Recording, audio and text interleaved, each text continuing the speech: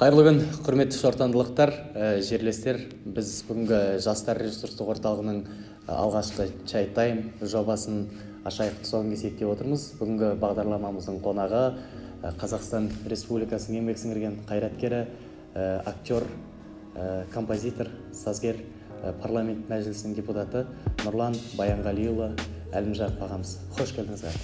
Рахмет. Енді рахмет, шай тайм деген жақсы ютубта сіздер бағдарлама ашайын деп жатыр екенсіздер. Енді әлеуметтік желі бойынша Шортанды ауылының, ауданының жалынды жастарының керемет бастамасы. Шай тайм деп шай қайда деп отырмын ғой біз. Жарайды, көшіріледі енді. Басы әйтеуір ең бастысы бүгін басталыпты. Егістің басына жақсы келер қасына демекші, мына егіске қашанда біз оң көзбен жақсы ниетпен қараймыз. Сондықтан да шай тайымның сүбелі, әдемі, мағыналы, мәнді әңгіме айтатын қонақтары көп болсын. Елдің мәселелерін айқындайтын, болашаққа бағдар беретін құтты қонақтарыңыз көп болсын. Бүгін енді ат басын бұрып келіп отырмыз. Баяғыда енді өнер адам, актер, әнші, сазгер ретінде танып біліп жатсаңыздар, бұл жол енді парламент мәжілісінің депутаты деген сияқты жаңа лауазым статуспен келіп отқан жайымыз бар. Әлеуметтік мәдени комитетінің мен мүшесімін. Осы елдің хал ахуалын біліп, ел аралап, жер аралап, бірталай түйткіл мәселелерді түртіп бара жатқан жайымыз бар. Шортандыда, ауданда мен өзім бірінші рет жалпы. Аудан маған өте ұнады. Халық сондай қонақ жай. Өзім мен Ақмола облысы Біржан-Сал ауданының тумасы болғандықтан өзі көрші жатқан ауылға былайша айтқанда мына тұрған жер. Бірақ дегенмен де қанша мынау Көкшетау мен Нұр-Сұлтан тас жолында жүріп отырып осы ауданға ат басын бұрып мойын сұғып келмеппін. Бүгін енді осы міне қызмет бабында келдік. Дәм беру деген осы екен. Сондықтан да Алланың қалауыменен осы жерді көріп тамашалап сондай бір керекше әсерде болып жатырмын. Бәрекелді. Келген енді қадамымызға гүл үстін дейміз. Біздің ауданымыздың әлеуметтік мәселелерін, ауданымыздың тұрғындарының біраз сұрақтарына жауап алды деп ойлаймын. Ары қарай осы ісіңізге Алла береке беріп, өнеріңізде де, өміріңізде де, мемлекеттік қызметіңізде де гүлдене беріңіз. Енді мына бағдарламамыз болғандықтан бұл міндетті түрде сұрақ болады. Біздің енді дәстүрлі сұрағымыз бұл ауданымыздың тұрғындарының, жастарының бірі білсе, бірі біле бермейді. Нұрлан Әлімжанов қай жерде, балалық шағы қалай өтті, қай жылы дүниеге келді деген сияқты дәстүрлі сұрағымыздан бастайық. 29-шы сәулелі сәуірде деп қояйыншы, көктемнің шуақ басқан кезінде, шашқан кезінде 1984 жылы дүниеге келдім. Өзімнің енді өскен жағым мынау осы Кеңаш совхозы, еңбекшілдер ауданы кезінде, қазір Біржан-Сал ауданы. 8-ші сыныпқа дейін сол жерде өстім, детсадта да сол жерде болдым. 9, 10, 11 сыныпты Көкшетау қаласында Мәлік Ғабдуллин атындағы нөмір 3 мектепті сол жерде тәмамдадым. Енді бір чемоданменен былайша айтқанда бала кезімізде арманымыз өнер адамы болса, актер болсақ деген сияқты үлкен арман қуып, сонау өнер ордасы, қара шаңырақ, романтиканың қаласы, шығармашылықтың ортасы Алматыға пойызбенен жол сапарға аттандық, шықтық. Сол жақта ойнап күліп үлкен грантты жеңіп, сол жерде үлкен оқу орнына түсіп, сол жақта мемлекеттік жастар мен балалар театрға беріліп, Мүсіреп атындағы театрда сол жерде актер қызметін атқардым. Алғашқы жұмысым, Төлеген рөлін ойнап бастадық сол жерде. Театрдан басталды менің өнер жолым. Телевидение бар, киномыз бар, әншілік, сазгерлігіміз бар. Былайша айтқанда өзі өнер деген, егер де ғашық болсаң, өнерге деген ынтаң шынайы болса, адамның әрбір жігіттің бойында көптеген қырлар бар. Ол қыр алмасқа іспеттес. Алмас сияқты ұштаған сайын оның түрлі қырлары пайда бола бастайды, жылтырап. Содан қазақтың сөзі оған 8 қырлы бір сырлы деп, жігіттің сұлтаны деп, жігіттің төресі деген бір теңеулер пайда болып жатады. Қарап отырсақ, оның барлығы не үшін? Атың шықпаса жер өртеді, өзіңді ғана бір көрсету мақсатында емес, бұның бәрі айналып келген кезде киноактерға керекті нәрсе. Киноактер ол спортсмен болу керек. Киноактер ол шабандоз, атпен шаба білу керек. Киноактер ол әнде де айта білу керек. Бірнеше тілде де білу керек. Еркіндікті білу керек. Халықпен тығыз кәдімгі диалогты еркін ұстай білу керек деген сияқты. Өзің білесің, өзіңде режиссерсің бауырым. Ол мектептен өткенсің, сондықтан да бұл 8 қырлы бір сырлы болатын осындай жалынды жастарды көріп жатсақ біз қуанамыз. Өйткені бұл кезінде біз Ақмола өңірі өздеріңіз білесіздер, кілең сал серілердің ат тұяғы басқан жерлер, олардың әуелеген бұлбұл дауыстары мен дүлдүл жүрістері осы жерде болған. Ақан сері Күлібрай, Біржан Сал атамыздан басса, мына Иман Сұбқытпанұлы, Сегіз сері, Балуан Шолақ, Сәкен Сейфуллин, қаншама сегіз сері көбі жерде болды. Ол қарасақ, қазір қазақ кім десе, біз қазақты әрине сол кісілердің атымен ассоциация, бізде қазақтың осы кісілерді брендке айналдырамыз бүгінгі таңда. Біз брендке айналдыруымыз керек. Біз, мен ойлаймын, бүгінгі таңда Американың Диорын немесе жаңа Арманин, Гуччиін басқасын емес, біз өзіміздің аталарымызды брендке айналдырып. Биыл Абайдың 175 жылдық мерейтойы келеді. Абайдың төңірегін қазір өздеріңіз көріп отырсыз, бүкіл Алаш республика болып бұйырса мерейтойды асқақтатқалы жатырмыз. Сондықтан да міне біздің брендіміз. Қырғыздан сұрасаң брендің кім десе, ол әрине олардың аруағы, олардың энергетикасы әрине Манаспен қуатталады. Біз Абаймен, біздің өзіміздің Алаш зиялыларымен қуатталамыз. Сондықтан да ал енді Ақмола облыс, осы өңір барлығы қанша біз аталарымыздың салып кеткен сара жолына, айтқан сөзіне, бай мұрасына өте баймыз. Сондықтан да қазақ болып біз, мен ойлаймын, шай тайымда осындаймын. Аталарымызды тілге тиек етіп мақтанбасақ, қай жерде мақтанамыз? Бәрекелді.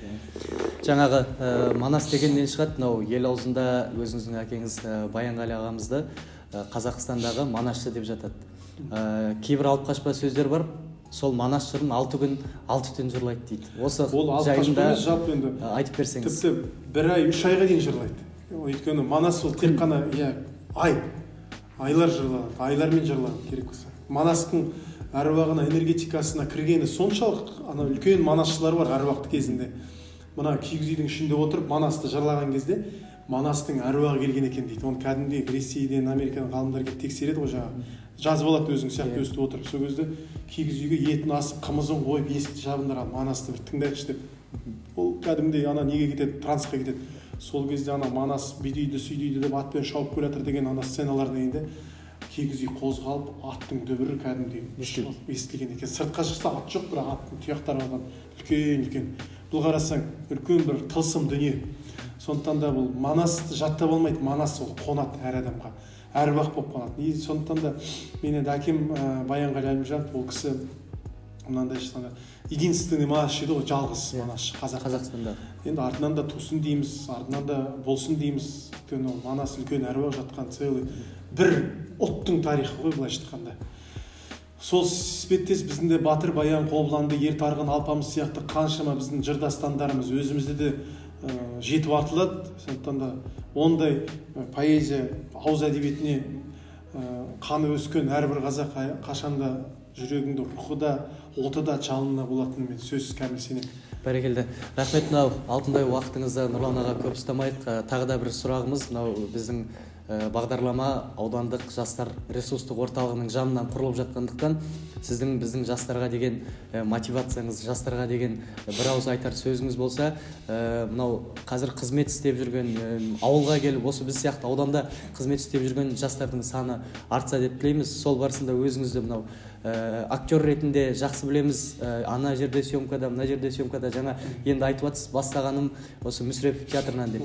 Сол театрдан кейін қай жерлерде, қандай мемлекеттік қызметтерді жасадыңыз, және осындай бүгінгі таңға жемісін көріп жатсыз. Осындай жемісті біздің жастарды көру үшін не істеу керек, осы бойынша айта кетсеңіз. Біз енді егер де ол енді ары кетсек өмірбаянды айтып кетермін, енді сол өмірбаян болып кетеді. Жаңа мемлекеттік ол қызметте істедік, одан кейін киноға түстік. Жаңа бағана айтып өттік, жан-жақты салада жұмыс істедік, әлі де істеп келе жатырмыз. Қазір енді мемлекеттік жаңағы енді парламент мәжіліс депутаты болып жатырмыз, бірақ ол депутат болғанмен де мен өнерімді ешбір тастаған емес, тастамаймын да, ойымда да жоқ. Өйткені мені білсе ол актер ретінде, өнер адамы ретінде біледі халық. Сондықтан да бұл киелі ұғым. Бұны бағалап, әспеттеп, жүректің сармайдай сақтай білу керек. Бұған мен үлкен бір жауапкершілікпен қараймын. Ол бір мәселе. Екіншіден, жастарға айтар жаңа өсиетіңіз деп жатсыз. Ол енді тағы да биыл Абайдың жылы. Абайдан асқан дана бар ма қазақта? Қаласа бой түзейтін Абайдың өлеңімен, қара сөзден қамшы өрген өлеңдерімен бой түзеймін. Соның ішінде мына кеше бал едің, келдің ғой талай жасқа, көз жетті бір қалыпта тұра алмасқа, адамдарды сүй, Алланың хикметін сезін, не қызық бар өмірде одан басқа демек. Шын мәнінде Алла тағаланың осы өмірге бізге 18 мың ғалам жаратып, жаратылысымыз осындай кереметтей бейбіт ел, кереметтей шығыс пен батыс, оңтүстік пен солтүстік ұлан байтақ жерімізді ата-бабаларымыздың білектің күшімен, найзаның күшімен сыйлаған үлкен тартуын бағалап, Алланың құдіретін сезініп, адамдарды сүйіп жүрсек, одан асқан арман бар ма? Ол біріншіден. Екіншіден, мынау тағы да абайша айтатын болсақ, сенбе жұртқа тұрса да қанша мақтап, әуретеді ішіне қулық сақтап, өзіңе сен өзіңді алып шығар, ақылың мен еңбегің екі жақтап демекші, шын мәнінде еңбек пен ақыл ғана бұл жерде. Қарасақ, адамды жетелейтін күш, адамды адам қылатын да сол, қарап отырсақ, тұлға болыпты ғой, тұлғаны тұлға қылатын ол еңбек. Сондықтан да өлшеусіз еңбек, ұлтқа үлес қосатын еңбек қана тұлғаны тұлға болып тарихта қалатынына кәміл сенемін. Жастарға, жалын жастарға соны тілеймін. Еңбектенуден, талаптанудан шаршамаңыздар. Өйткені талаптыға нұр жауады дейді. Адамға сенген мұрттай ұшады, Аллаға сенген құстай ұшады дейді. Құстай ұшып, егеменді еліміз үшін аянбай тер төгіп жүре беріңіздер деп. Бәрекелді, құрметті Нұрлан Баянғалиұлы, барша айтып жатқан тілегіңізге, мынау жастарға деген ниетіңізге рахмет. Енді уақытыңызды көп ұстамай, бұл Нұрланды бірі министр ретінде білсе, бәрі депутат ретінде білсе, қалған халықтың бәрі әнші ретінде біледі. Сол әншілігіңізді, сазгерлігіңізді, актерлығыңызды біздің бағдарламада бір көрсетіп, қысқа нұсқа бір поэзиядан болсын, поэзия менімен егізбедің деп Мұқағали бабамыз айтқандай, бағдарламамыздың соңында өзіңізден бір өнер сұраймыз. Әбубәкір Қайранов ағамыздың Ағын деген бір әдемі өлеңі бар. Рұқсат болса соны оқып, 90 ауыз сөздің толықтай түйінді сонымен қайрайды. Өмірдің өзі қарап отырсақ, ағын іспеттес қой. Ағынның да ол өзеннің кедірі бар, бүдірі бар, ағысы бар, кері тасуы бар, ағынға қарсы жүзуі бар демекші. Ағын, ағын, ағын, өмірдің бәрі дағын, осағындар қалдырар жазып әнін, осағындар от өзен секілденіп, ошағыңның орайды жалындарын, осағындар озған ат жеңген ердің, мәңгі қорғап қалады ар ұжданын. Ағын, ағын, ағын, ақынның шаныдағын, қара сөзбен қалдырар қазына мың, ағын емей немене ағылған тіл, уын сыртқа шығарар бар ызаның. Ағындарды аралап бара жатыр өз жүрегім, өзімнің арым, жаным. Ағын, ағын, ағын, даланың өзі дағын, дала сырын өзгеден көп ұғамын. Торат мініп толқын боп келе жатсам, ағат мінген ағынға жолығамын. Ағыстардан алыстап кеткен жандар, жарыстарда озбайды соры қалың. Сонығамын әйтеуір сондықтан да, ағындарға ақын боп соғыламын. Бәрекелді, рахмет құрметті Нұрлан Әлімжанұлы. Бүгінгі керемет келіп бағдарламамызға сұхбат беріп, алтын уақытыңызды қиып бізбен керемет бағдарламамыздың тұсауын кескеніңізге мың алғыс. Құрметті шортандылықтар, құрметті жерлестер, біздің YouTube бағдарламамызға жазылыңыздар. Шайтайым жобасы сіздермен бірге. Сау, саламатты болыңыздар. Рахмет.